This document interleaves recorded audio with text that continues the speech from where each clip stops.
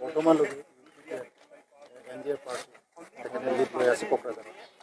Kokrajhar Jayanta Basumatary lead লোৱাটো অৱধাৰিতভাৱে এই এছেছমেণ্টটো আগৰ পৰাই আহি আছে আৰু শেষলৈকে তেওঁ লিড ল'ব।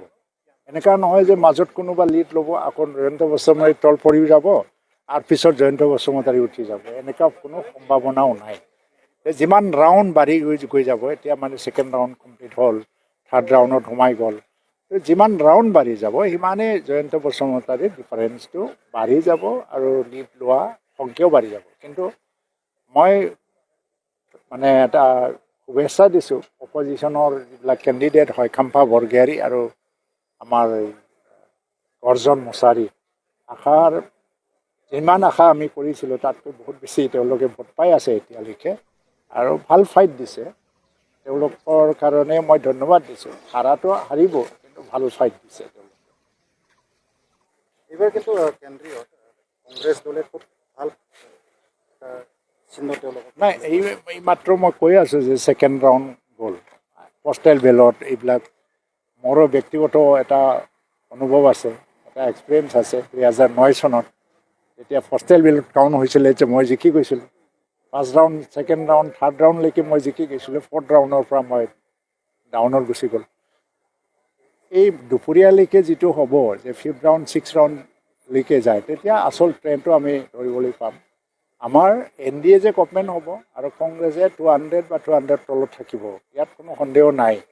আৰু নৰেন্দ্ৰ মোদীৰ নেতৃত্বতে ভাৰতত আকৌ নতুন চৰকাৰ গঠন কৰিব আৰু সেইটো চবেই জানে, ভাৰতবাসীয়ে বিচাৰিছে। সেইকাৰণে শেষ মুহূৰ্তলৈকে চাব যে গোটেই মানে যিটো ৰিজাল্ট, টোটেল যিটো এটা ৰিজাল্ট, এই টোটেল ৰিজাল্টটো বহুত মানে সুকীয়া হৈ যাব, ডিফাৰেণ্ট হৈ যাব এতিয়া যিটো দেখা দি আছে।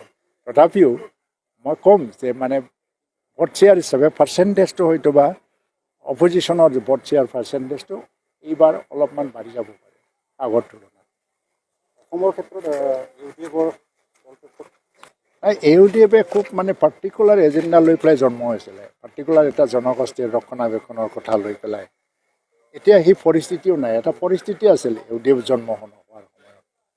সেইকাৰণে আজি যে সেই জনগোষ্ঠীৰ তৰফৰ পৰাও বিভিন্ন দললৈ গুচি যোৱাটো দেখিবলৈ পাইছোঁ। ইউডিএফে একমাত্ৰ বিকল্প বুলি তেওঁলোকে ভবা নাই, কংগ্ৰেছত গুচি গ'ল, বিজেপিলৈও আহিল। তো ভৱিষ্যতত ইউডিএফে বিধানসভা নিৰ্বাচনলৈকে তেওঁলোকৰ প্ৰাসংগিকতা থাকিব, মই একেবাৰে শেষ হৈ যাব বুলি নাভাবোঁ।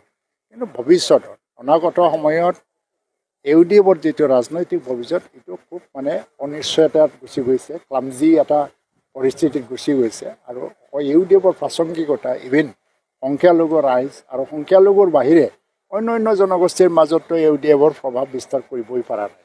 সেইকাৰণে প্ৰাসংগিকতা থাকিবনে নাই, এইটো ডাঙৰ এটা প্ৰশ্নৰ চিন।